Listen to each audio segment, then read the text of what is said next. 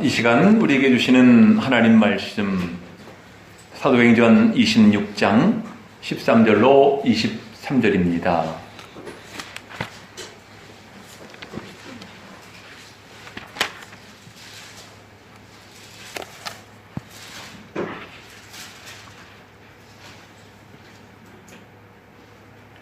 우리 한 절씩 교독하시겠습니다.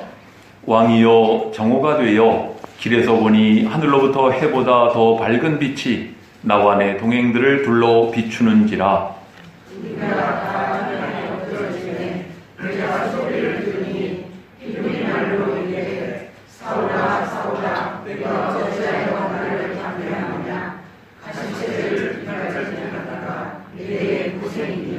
내가 대답하되 주님 누구시니까? 주께서 이르시되 나는 내가 박해하는 예수라.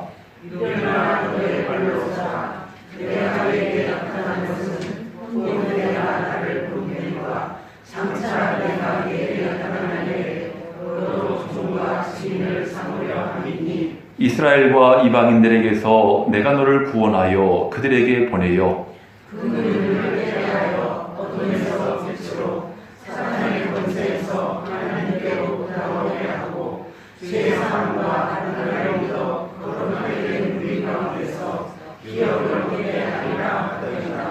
아그리빠 왕이여 그러므로 하늘에서 보이신 것을 내가 거스르지 아니하고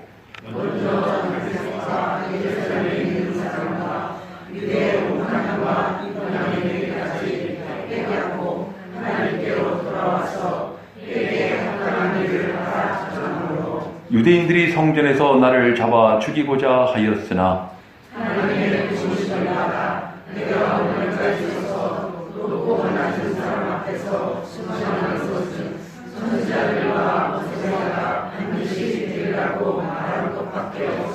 다같이 곧 그리스도가 고난을 받으실 것과 죽은 자 가운데서 먼저 다시 살아나사 이스라엘과 이방인들에게 빛을 전하시리라 함이니이다 하니라. 아멘.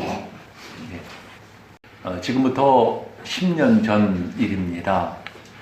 우리 해양모험가인 김승진 선장이 209일간 무동력 요트로 바닷길로만 세계를 한 바퀴 돌아가지고 큰 화제가 됐던 적이 있었어요. 이분이 7개월 동안이죠. 209일이면 7개월 동안 바닷길로 41,900km를 돌아서 돌아왔는데 당진 외목항에서 출항해가지고 딱 209일 만에 다시 외목항으로 돌아왔습니다. 이분이 이제 귀향한 후에 기자회견을 했는데 기자회견 자리에서 이런 얘기를 한 거예요. 209일간 바다에는 늘 바람이 있었다는 것입니다. 그것이 꼭 자기 인생 같더래요. 우리 인생이 바람 잘 날이 없잖아요. 그런 것처럼 그런 걸 느꼈다고 하고요. 또 그런 가운데도 어떤 때는 7m 높이의 파도가 덮쳐와서 요트가 뒤집어지는 바람에 죽을 고생을 한 적도 있었다는 것입니다.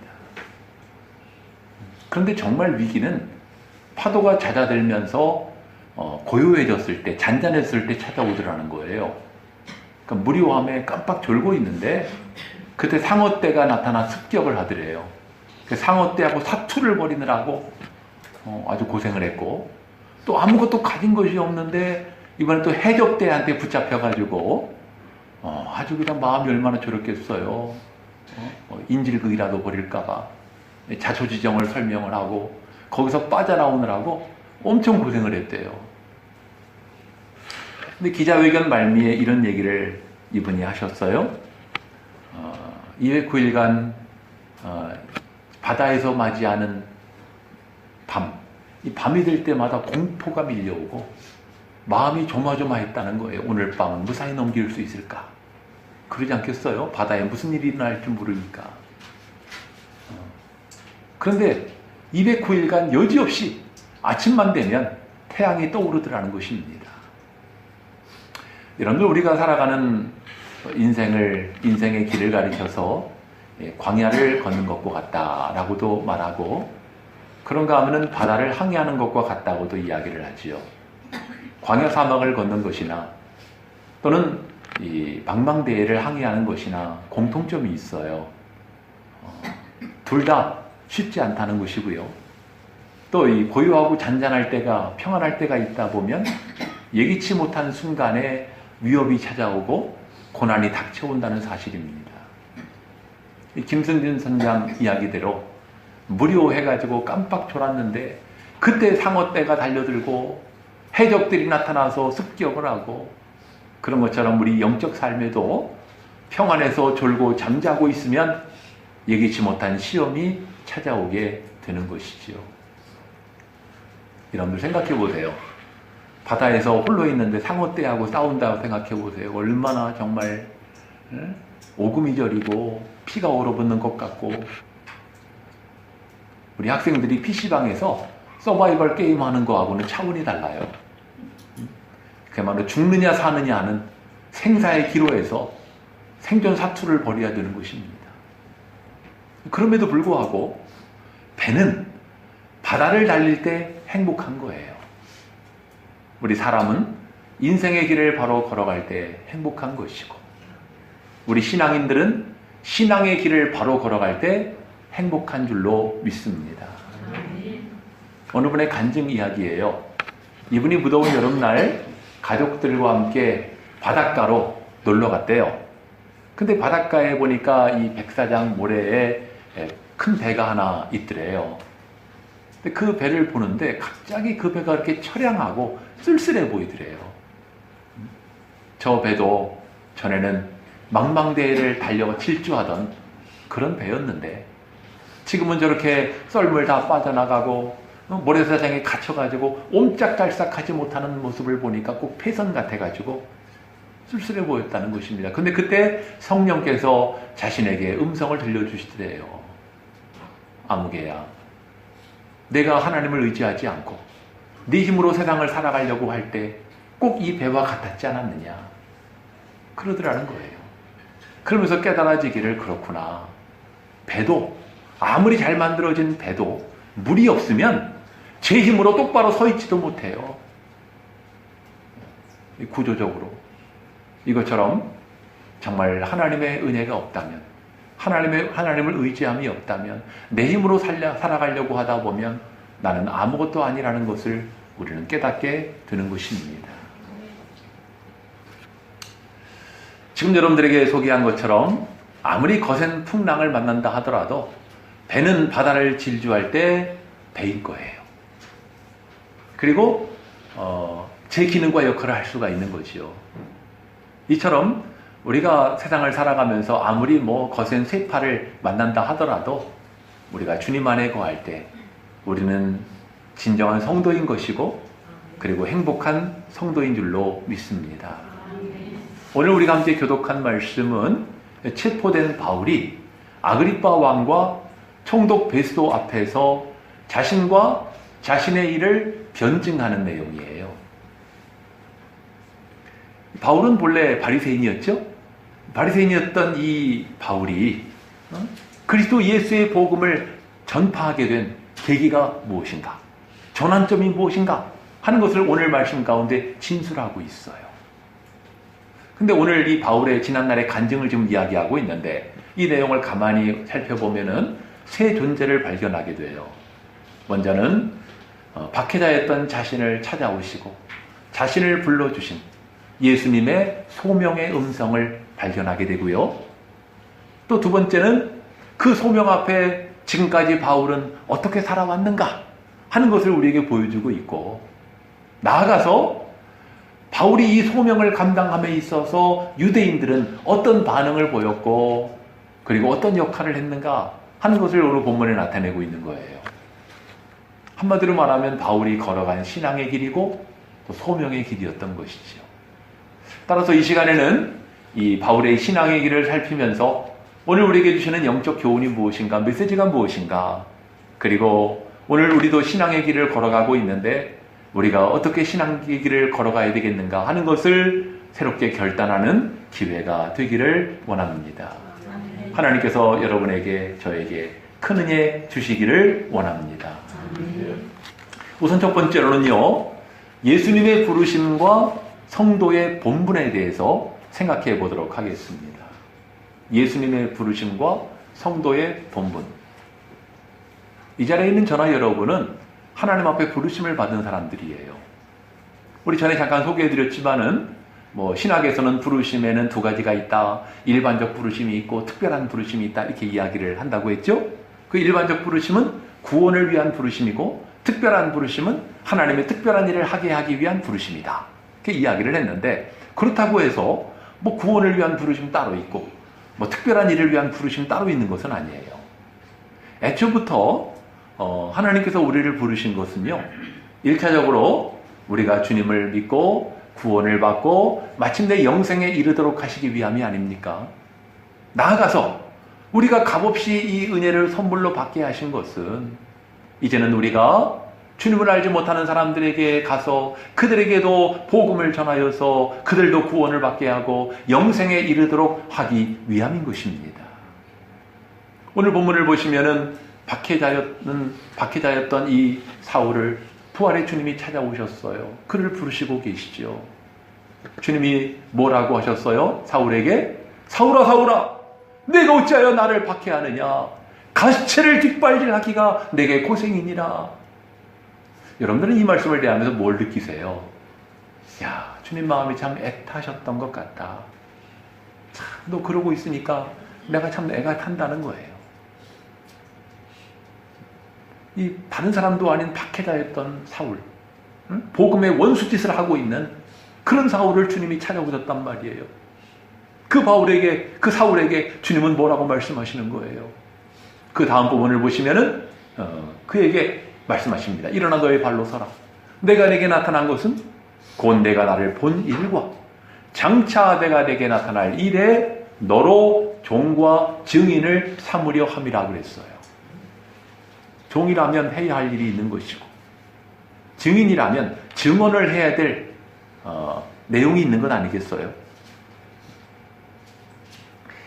그 종으로서의 일과 증인으로서의 일이 무엇인가? 우리 17절과 18절 다시 한번 같이 읽어보실까요? 시작! 이스라엘과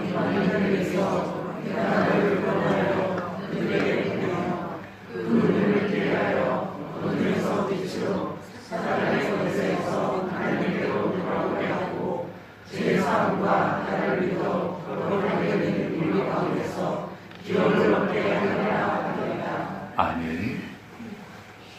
그러니까 너와 같이 깨닫지 못하는 사람에게 내가 만난 부활의 주님을 증언하라는 거예요. 이것이 종으로서의 일이고 증인으로서 증언해야 될 내용인 것입니다. 여러분들, 예수님의 제자들, 사도들과 성도들의 관점으로 보면 이 사울이라고 하는 존재는 참 뜻밖의 인물이에요. 세상에 많고 많은 사람 가운데. 하지만 이것은 여기에는 놀라운 하나님의 섭리가 있었다는 거죠. 예수님을 박해했기 때문에 박해자의 심정을 알아요. 또 바울 자신이 어둠 속에 갇혀 있었기 때문에 영적 어둠에 사로잡힌 자의 심정을 너무나 잘 아는 거예요. 그래서 이런 박해자인 사울을 택하신 것 아니겠어요? 나중에 여러분들 바울도 그런 얘기를 해요. 디모데전서 1장 16절에서 그런 이야기를 합니다. 그러나 내가 긍휼을 입은 까닭은 예수 그리스도께서 먼저 내게 일체 오래 참으심을 보이사 후에 주를 믿어 영생 얻는 자들에게 본이 되게 하려 하심이라. 나 같은 박해자를 왜 부르셨는가? 나 같은 사람에게도 주님의 은혜를 나타내 주심으로 말미암아 나처럼 주님을 박해하고 주님을 대적하는 그런 사람들 예수 믿도록 본이 되게 하려 하심이라는 것이죠. 이것이 처음부터 제자로 부르심을 받은 베드로나 다른 제자들과 나중에 박해하다가 부르심을 받은 이 바울의 차이점인 거예요. 여기까지 우리가 말씀을 생각해 보면은요, 이 부르심을 받는 사람들에게는 그릇마다의 차이가 있다는 것을 발견하게 돼요. 그러니까 예수님의 제자들에게는 제자로서의 그릇이 있는 거고, 바울에게는 바울로서의 그릇이 있었다는 것입니다. 여러분들 그 배로 처음에 배 이야기를 했는데 배로 이야기를 하면 그 크기나 구조에 따라서 기능과 역할이 다 다르지 않겠어요? 요트 같은 배는 바람에 이끌려서 이제 앞으로 나아가는 그런 배지요.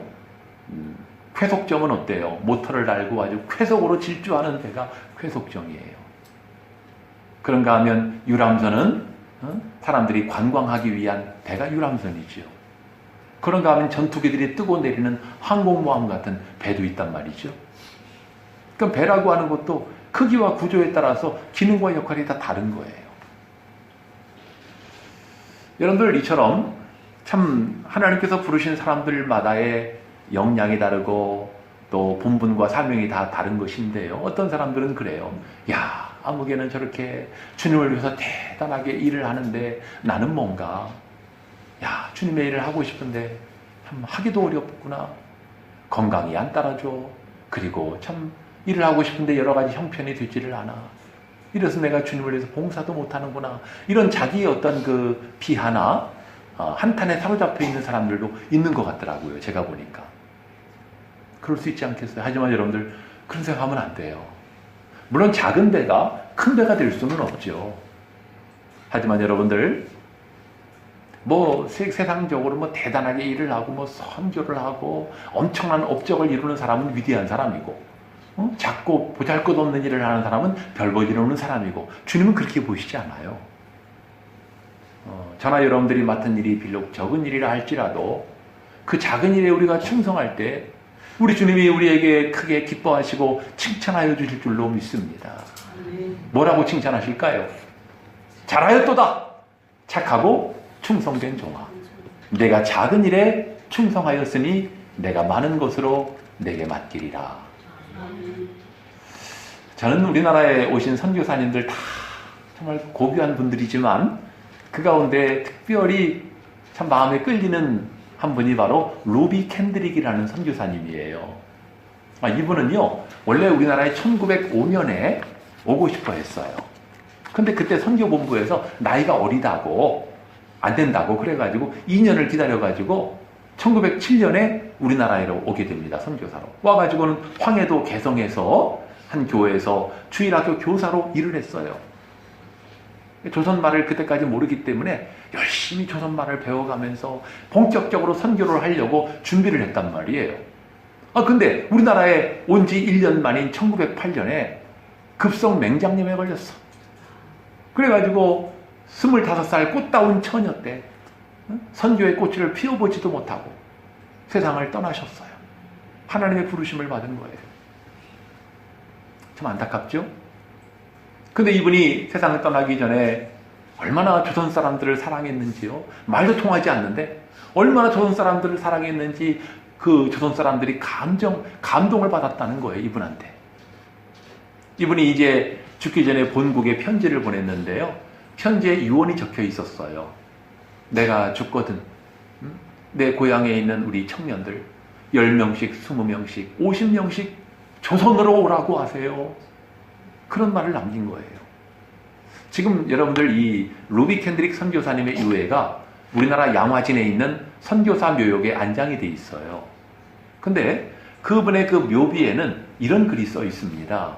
아마도 제가 알기로는 이 글이 세계적으로 유명한 명언이 된 것 같은데요. 이분이 한 말이에요. 내게 바칠 수 있는 1000개의 목숨이 있다면 그 1000개의 목숨을 모두 조선을 위해 바치겠습니다. 참 감동적인 말 아니에요? 우리나라 사람도 아닌데. 여러분들 선교사로서 바울처럼 정말 위대한 업적을 남긴 사람이 있는가 하면 지금 소개한 루비 캔드릭 선교사님처럼 선교는 해보지도 못하고 꽃을 피우기도 전에 하나님의 부르심을 받는 사람도 있어요. 그런가 하면 이 캔드릭 선교사님처럼 직접 선교 현장으로 나가서 선교하는 분이 있는가 하면은 비록 나는 가지 못하지만은 선교 현지에서 수고하는 선교사님들을 위해서 열심히 물질로 후원하고 기도로 후원하는 보내는 선교사로서의 역할을 하는 사람도 있다는 사실입니다.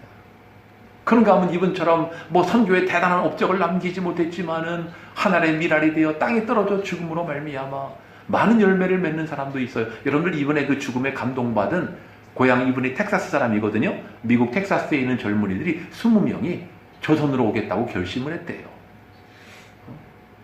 이렇게 많은 미랄이 썩어지는 미랄이 많은 열매를 맺혀지는 일들이 우리는 한국의 역사에, 기독교의 역사에 얼마나 많이 있는지 모릅니다. 하나님의 은혜로 나를 부르신 것에 여러분들 감사하시면서 하나님이 나에게 주신 그릇이 얼마인가, 이 그릇을 여러분들이 깨닫고 여러분들의 그릇대로 여러분들의 할 수 있는 대로 주님을 위해서 충성하고 헌신하는 우리 모두가 되어야 할 줄로 믿습니다. 두 번째는요, 부르심에 순종하는 삶이에요. 부르심에 순종하는 삶. 오늘 본문 19절, 20절을 보시면은요, 아그리빠 왕이요, 그러므로 하늘에서 보이신 것을 내가 거스르지 아니하고 먼저 다메섹과 예루살렘에 있는 사람과 유대 온 땅과 이방인에게까지 회개하고 하나님께로 돌아와서 회개에 합당한 일을 하라 전하였다고 증언하고 있습니다. 여러분, 오늘날 하나님께로부터 비전을 보기를 원하는 사람 참 많아요. 예수 믿는 사람 치고 비전을 보기를 원하는 사람 많습니다. 게다가 그 비전을 소유하기를 원하는 사람도 많아요. 하지만 이 비전에 순종하는 사람이 얼마나 되느냐 하는 것입니다. 근데 이 바울은 뭐라고 말합니까? 하늘에서 보이신 것을 내가 거스르지 않았다고 이야기를 해요. 여러분들 바울의 삶을 돌이켜보면요, 과연 그는 정말 이 사역을 하면서 하늘에서 보이신 것을 이루어 드리려고 얼마나 노력을 했는지 몰라요. 복음을 전하는 일을 하면서 갖은 고난을 겪고 죽을 고생을 한두 번 한 것이 아닙니다. 그러면서 정말 이 하늘에서 보여주신 그 사명을 쫓아가려고 애를 썼던 사람이 바울이에요. 하지만 중요한 것은 바울이 하늘에서 보이신 것을 거스르지 아니하고 하늘에서 보이는 것을 따라갈 수 있었던 비결은요, 성령께서 그를 인도하셨기 때문입니다. 여러분들 알고 계시는 것처럼 이 바울이라는 사람은 원래 박해자였거든요. 예수 믿는 사람들을 박해했어요. 그러다가 다메섹 도상에서 부활의 주님을 만나게 되고 회심을 했죠. 그렇죠? 회심을 한 다음에 뭐 했을까요? 성경을 보면 곧바로 예수는 그리스도라고 복음을 전했다는 거예요. 회심하자마자. 근데 복음을 전했는데 사도들이나 성도들은 그를 경계했어요. 그러지 않았겠어요? 아니, 어제까지 예수 믿는 사람들을 잡아 죽이는 일에 혈안이 됐던 사람이었는데 갑자기 뭐 예수의 복음을 전한다고 그러면 여러분들 같으면 이 믿어지겠어요? 이게 무슨 꿈깨기가 있는 거 아니야? 그러지 않겠습니까? 그러니까 이 바울이 그 다음에 노정을 보면은요, 아라비아로 가요. 거기서 3년간을 훈련의 시간을 거칩니다. 아마 주님을 깊이 만나는 체험을 했던 것 같아요. 성경을 보면은 그때 이제 삼층천의 체험, 또 입신의 체험을 했다는 거 아니에요? 하나님 나라도 갔다 왔어요. 이런 체험도 하고. 그러면서 이제 다시 돌아와서 예루살렘으로 갔는데, 그래 베드로를 그렇게 만나고 싶어 했던 것 같아요, 바울이. 근데 만날 수가 없었어요. 결국은 이제 이 바울이 자기 고향인 다소에 가가지고 거기서 일상의 삶을 살게 되었다는 거죠. 아마도 성경에 나와 있지 않지만 바울 생각에는 아직 때가 아닌 것 같아. 그래, 내가 그냥 내 삶을 살면서 기다려야지. 그랬던 것 같습니다. 그러다가 안디옥에 믿는 사람이 많아지면서 교회가 세워지게 됐잖아요. 그러니까 예루살렘 교회가 바나바라고 하는 사람을 안디옥 교회의 지도자로 파송을 했는데, 이 바나바가 혼자 가지 않고 다소에 가가지고 사울이라는 사람을 데려다가 둘이 함께 이 안디옥에 있는 믿는 사람들을 가르쳤다 그랬어요. 그러니까 이것이 이제 바울의 공식적인 첫 사역인 거예요. 안디옥에서 교회를 가르치는 일을 했어요. 1년쯤 지났을 때 성령께서 이제 기도하는 사람들의 마음에 감동을 주셔가지고 내가 불러시키는 일을 위해서 바나바와 바울을 따로 세워라. 그래가지고 바나바와 바울이 따로 세워지게 되고 세계 선교사로 파송이 되었죠. 근데 이 바울이 선교를 갈 때도요, 우리 같으면은 야, 내가 어디로 가서 어떤 사람들에게 어떻게 복음을 전해야 되겠다 계획을 세우지 않겠어요? 근데 다 소용없어요. 바울이 세운 목적대로 되지 않았어요. 바울은 이쪽으로 가고 싶은데 성령은 가지 말라는 거예요, 그쪽으로. 이쪽으로 가려고 그러니까 또 그쪽으로 가지 말래. 저쪽으로 가래. 그래가지고 성령의 인도하심을 따라서 갈 수밖에 없었어요. 참 여기까지만 보더라도 하늘에서 보이신 것을 거스르지 않았다. 그 바울 자신이 뭐 수고하고 노력하고 애를 쓴 것만이 아니고 성령께서 그렇게 인도하셨기 때문에 그는 하늘에서 보이신 것을 따라갈 수가 있었던 것입니다. 근데 여러분들, 이것은 바울처럼 뭐 대단한 선교 사역을 하는 사람들에게만 해당되는 이야기가 아니에요. 오늘날 하나님의 일을 하는 사람, 또 신앙생활하는 사람에게도 공통적으로 적용되는 교훈이에요. 처음에 소개한 것처럼 여러분이나 저는 부름받은 사람들이잖아요. 우리가 부름받은 사람으로서 과연 그 뜻에 순종하는 것은 어떻게 하는 걸까요? 우리에게도 다 자신의 계획이 있어요. 자신의 의지가 있어요. 하지만 우리의 생각대로, 우리의 의지대로 하지 아니하고 성령의 이끄심을 받는 것인 줄로 믿습니다.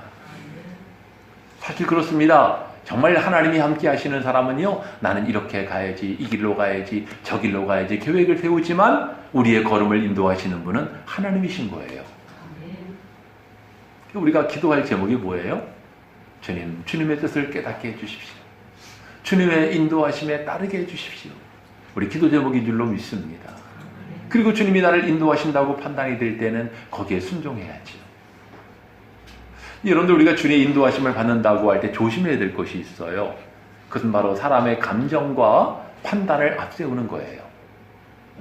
당장은 그게 좋은 것 같지만 곧 나중에 후회하게 됩니다. 여러분들, 오랜 시간이 지난 후에 여러분들이 나의 인생은 그래도 하나님이 인도해 주시는 그 인도하심에 따르는 삶이었어 라고 이야기를 해야 되지 않을까요? 여러분들이 혹이라도 그때 내가 내 감정으로 그냥 판단을 해가지고 결정을 해가지고 참 후회스러워, 그러면 안 되잖아요. 우리는 하늘에서 보이신 것을 거스르지 아니하고 하늘에서 보이신 것을 따라가는 사람들이 되어야 될 줄로 믿습니다. 특별히 여러분들, 우리가 열심히 무슨 뭔가를 사모해서 기도하다 보면은요, 마치 그것이 내 소리인데 주님의 음성인 것처럼 들려질 때가 있어요. 여러분들, 내가 하고 싶어 하는 일을 주님의 뜻으로 둔갑시켜서는 안 됩니다. 그러기 위해서는 우리가 주의 인도하심을 바로 깨달아야 되는데, 그러려면 여러분들이 듣고 깨닫는 말씀에 준행해야 돼요. 여러분들이 기도할 때 받은 응답대로 순종해야 할 줄로 믿습니다. 나아가서 순간순간 성령의 인도하심에 우리가 민감해져야 되겠지요. 그렇죠? 성령님이 나에게 이렇게 이끌어 주시는구나. 민감하게 반응을 하고 그 뜻에 따라야 할 줄로 믿습니다. 세 번째는 우리에게 어려움이 있지만 어려움 속에서도 여러분들 소명을 이루시기를 바랍니다. 오늘 말씀 가운데 21절로 23절이죠. 21절을 제가 읽고 22절 여러분이 읽으시고 23절은 다 같이 읽도록 하죠. 21절 제가 읽습니다. 유대인들이 성전에서 나를 잡아 죽이고자 하였으나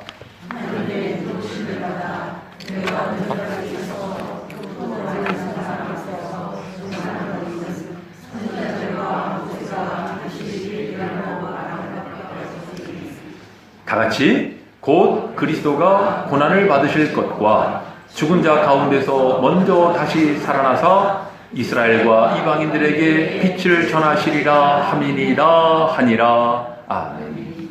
여러분들, 바울은요, 예수님처럼 복음을 전할 때 갖가지 박해를 받았어요. 심지어는 바울을 죽이려는 사람들이 있었습니다. 성경에 보니까 바울을 죽이기 전에는 우리가 먹지도 않고 마시지도 않겠다고 작당한 사람이 42명이었대요. 여러분들 생각해 보세요. 여러분들이 모처럼 만에 교회에 와서 전도하려고 하고 예수 좀 믿어보겠다는데 밖에 여러분들을 잡아 죽이지 않고는 우리가 먹지도 않고 마시지도 않겠다, 그런 사람이 40명이 기다리고 있다. 그럼 여러분들이 주의 일 하겠어요? 여러분들이 신앙을 지키겠습니까? 잡아 죽인다는데 얼마나 공포스러워요.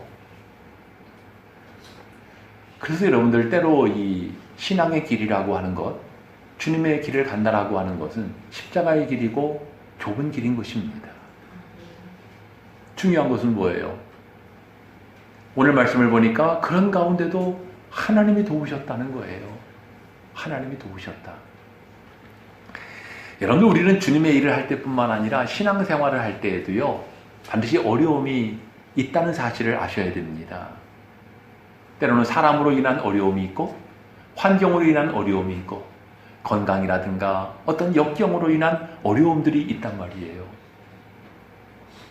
우리 생각에는 그래요. 주님의 일을 하는데 모처럼 신앙생활 좀 해보겠다는데 아니 주님이 좀 길을 열어주셔가지고 안 되는 것도 좀 되게 하시고 어려운 것도 좀 쉽게 하시고 그래야 되는 거 아닌가. 우리 그렇게 생각하잖아요. 주님이 도와주셔야지 그런 생각을 하잖아요. 근데 성경을 보면은 주님의 일을 맡은 사람이나 신앙생활을 하려고 하는 사람에게 어려움이 있었다는 것입니다.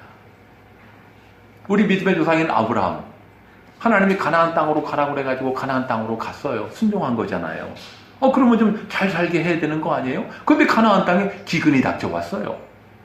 아니 하나님이 가라고 그래서 갔는데 왜 가나안 땅에 기근이 생겨나느냐 말이에요. 게다가 기근을 좀 피해보겠다고 애굽으로 피신을 했는데 거기서 자기 아내를 빼앗길 뻔한 위기를 또 만나요. 아니 하나님 좀 도와주셔야 되는 거 아니에요?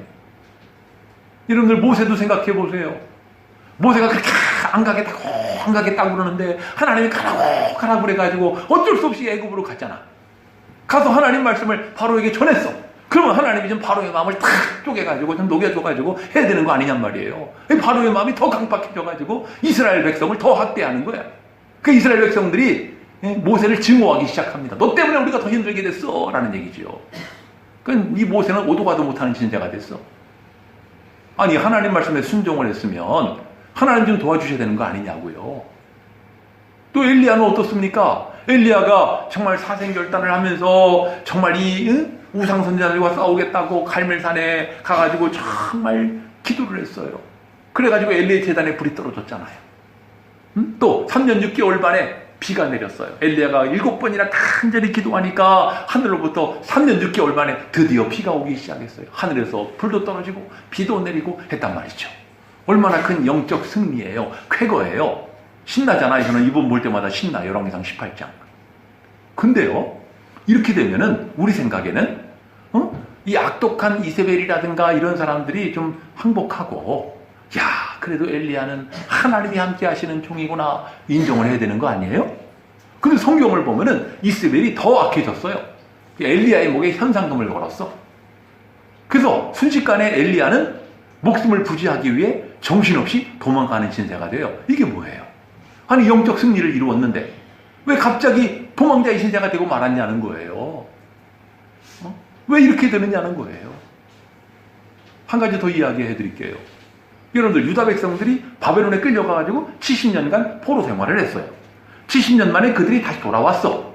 얼마나 감격스러웠겠어요. 우리나라는 30년 동안 일제강점기였는데 우리나라에 딱 배예요. 그것도 우리는 우리 땅에나 있었지. 유다 백성들은 먼 바벨론에 끌려갔다가 70년 만에 돌아왔으니까 얼마나 감격이 됐겠냐고요.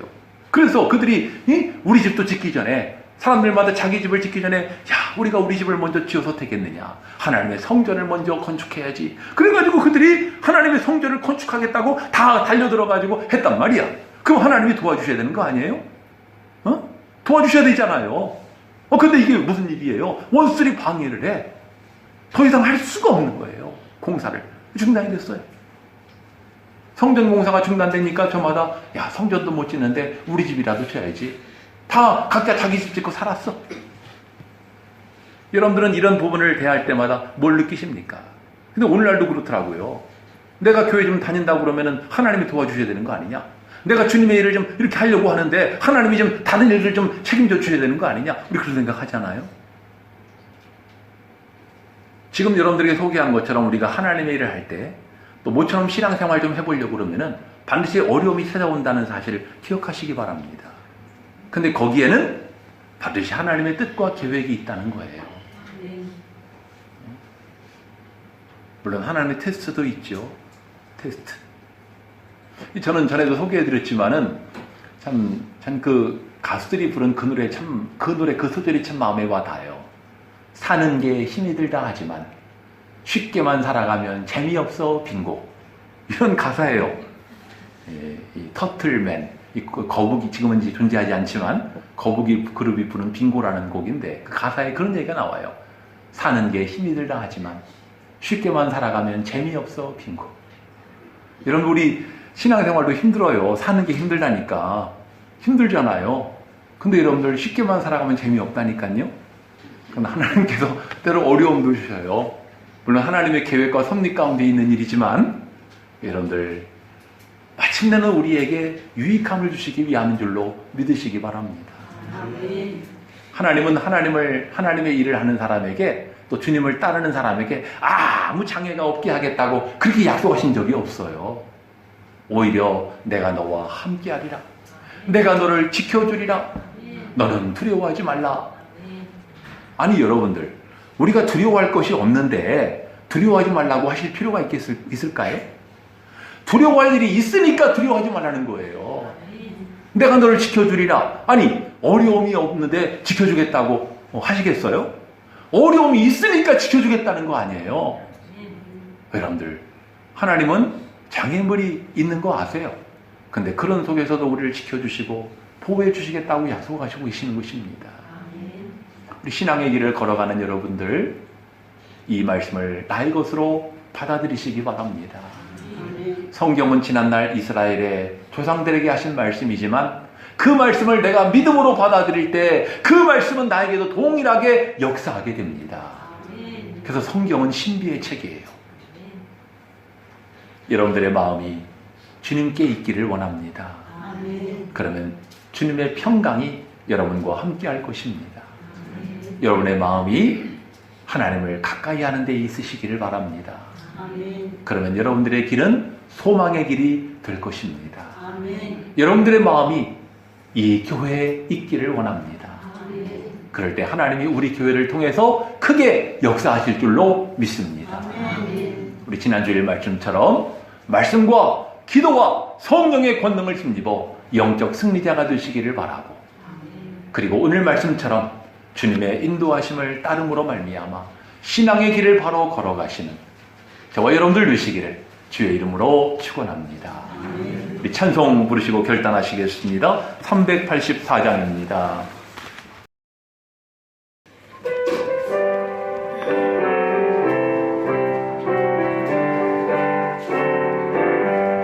나의 갈 길 다가도록 예수 인도하시니 내 주 안에 있는 긍을 어찌 의심하리요.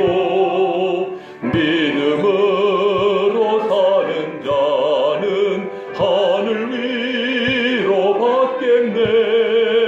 무슨 일을 만나든지 만사형통하리라. 무슨 일을 만나든지 만사형통하리라. 나의 갈 길 다가도록 예수 인도하시니 어려운 일 당한 때도 족한 은혜 주시네. 나는 심히 고단하고 영원 매우 가라라. 나의 앞에 반석에서 샘물 나게 하시네. 나의 앞에 반석에서 샘물 나게 하시네. 나의 갈 길 다가도록 예수 인도하시니 그의 사랑 어찌 큰지 말로 할 수 없도다. 성령 감화 받은 영혼 하늘나라 갈 때에 영영 부를 나의 찬송 예수 인도하셨네. 영영 부를